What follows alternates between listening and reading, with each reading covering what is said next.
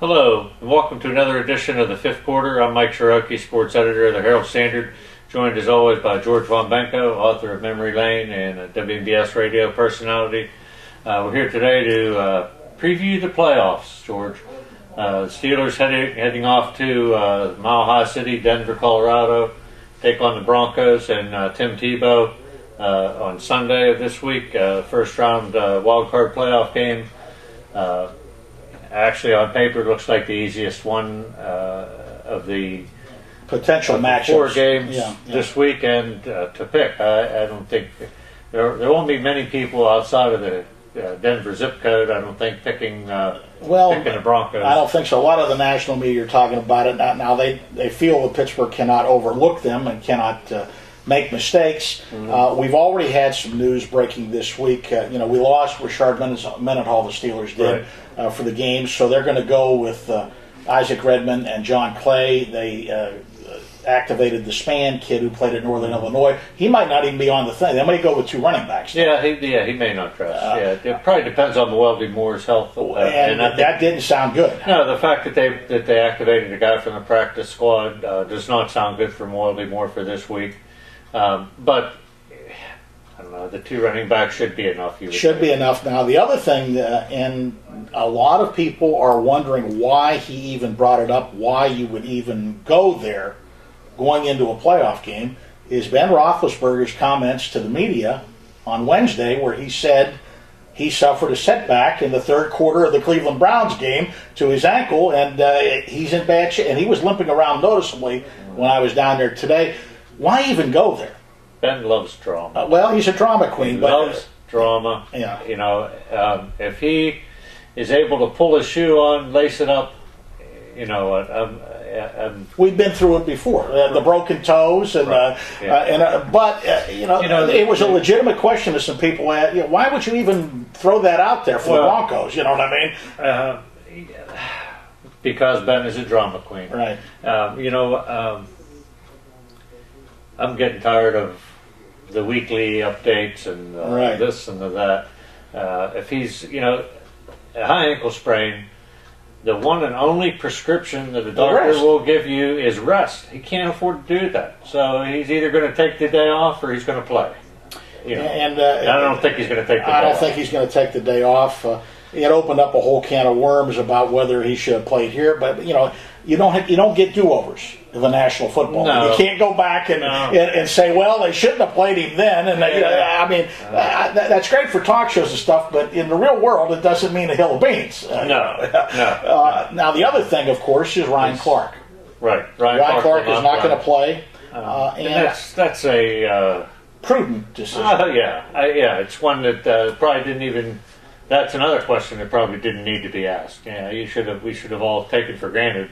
They're going to err on the side. When you're talking about somebody, people don't realize how serious. You're talking about life and death. It was touch and go the first time around. Right. And he lost his spleen, and so gallbladder as well. A gallbladder as well. So I don't have a problem with it. Surprisingly, Clark had a little bit of a problem with it. He wanted to play.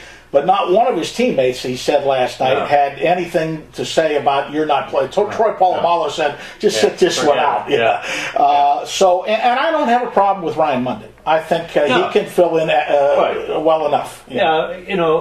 This year as opposed to last year, you have a healthy Troy Polamalu playing strong safety. It makes a world of difference. AFC Defensive Player of the Week, by the way. Right, and not to diminish Ryan Clark's importance to the defense, but having a healthy Troy Polamalu makes Ryan Clark's job easier, and therefore it makes Ryan Monday's job a little bit easier. I also think, considering who they're playing, Denver is not the passing threat that some of the other teams are.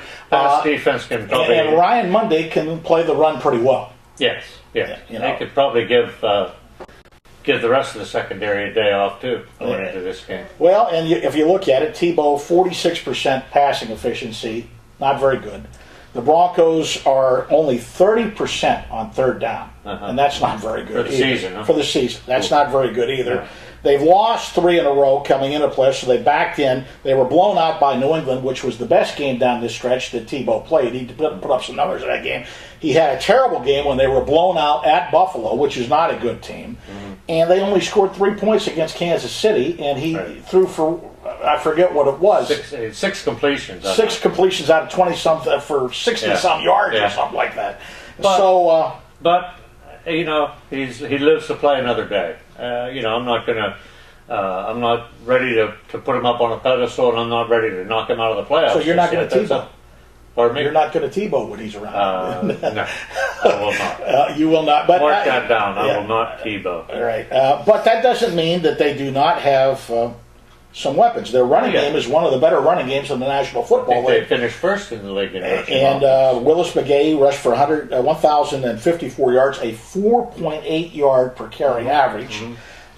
They have a couple of fairly good wide receivers in Demaryius Thomas and Eric Decker, if Tebow can get the ball to them.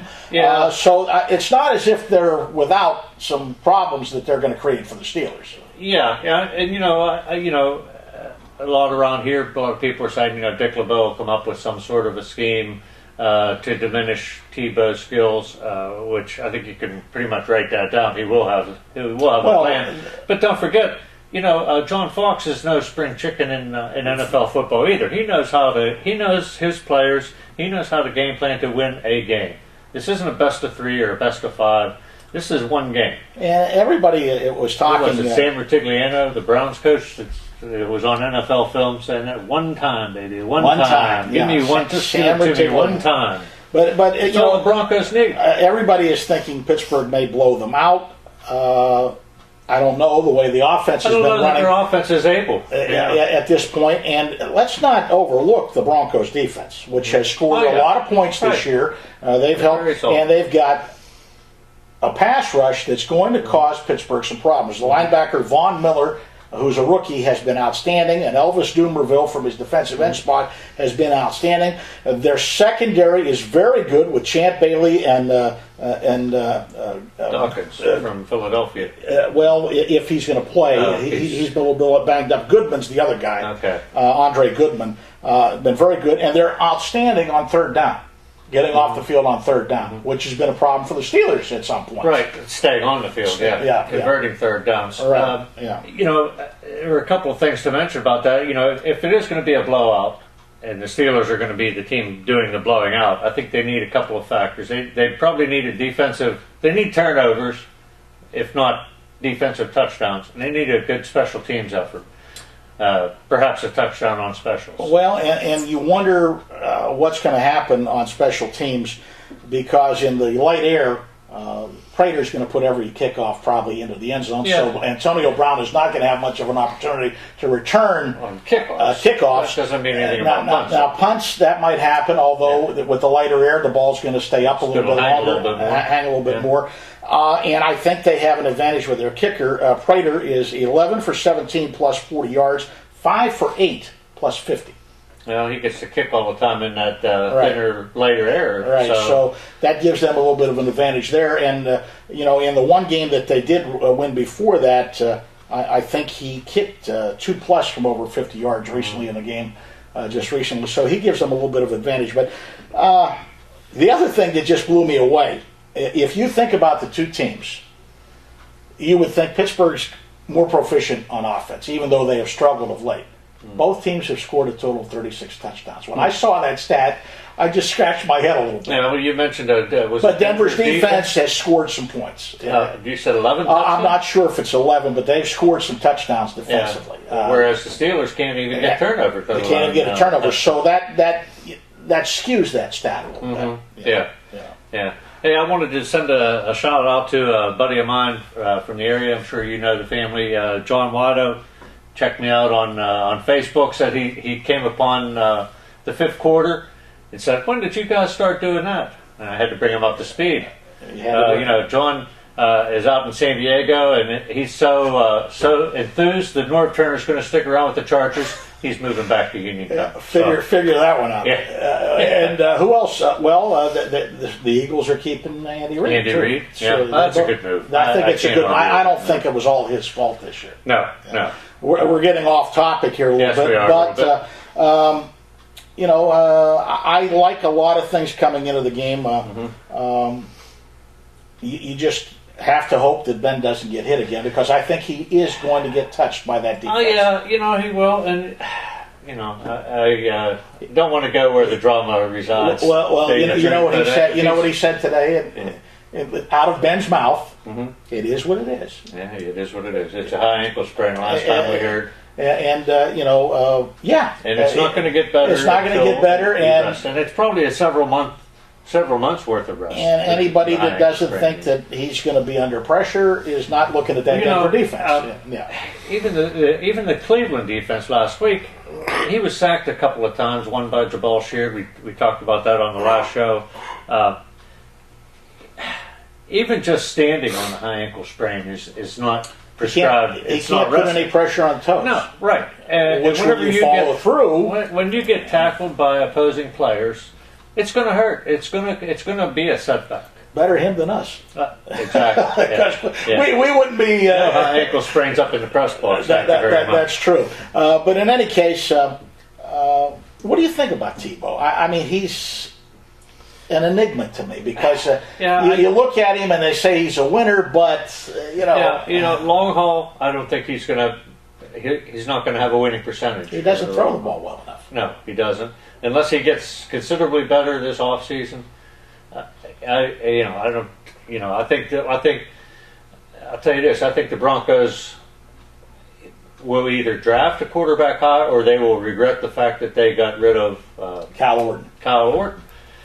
Who is he's far from Peyton Manning, but he's a serviceable, productive NFL quarterback. Well, the thing that I found interesting, produced a victory last week against the team that cut it. The thing that I found interesting, before we get into our picks here, the thing that I found interesting is that John Elway, who is an icon in Denver and has sort of been running the show with personnel in Denver, has come under withering criticism on the websites and in the papers for his handling of Tebow, because he's not a big Tebow guy.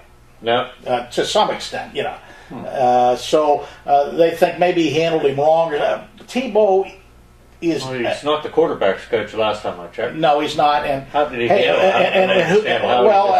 He's not sure whether Tebow is the quarterback of the future. Guess what? I'm not sure he's the quarterback of the future either, or the present. Right. And the present being this coming Sunday afternoon. Right. Okay, let's get to our picks. Go ahead. I like the Steelers, and I don't think it's going to be a blowout.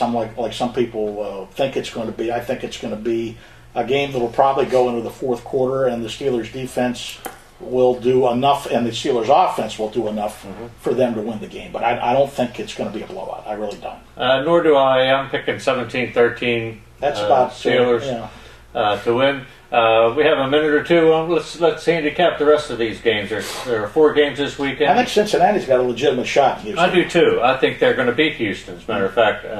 Which would be great for the Steelers, because Cincinnati would then go to New England, and the Steelers would go to Baltimore, and I'd like them playing Baltimore next round better than I do New England. I guess. Yeah. Sure. Now in the NFC, we have a couple games. New Orleans is going to beat Detroit, although it could be interesting. Yeah, I think Detroit will. I think there's going to be a few points scored in that game. I was surprised. I knew Stafford had a great year. I did not realize until I saw a graphic today he's thrown 41 touchdown passes. Yeah, not bad. Not bad at all. When you get Megatron. When you got Megatron out there, it's a lot easier. All right. So I like New Orleans, and I like the Giants. I like the Giants as well to beat who? Atlanta. Yeah. Okay. Well, there you have it. That'll wrap up this edition. We'll be back next week, hopefully wrapping up a Steelers win in Denver. Until then, thanks for tuning in. Catch you next time.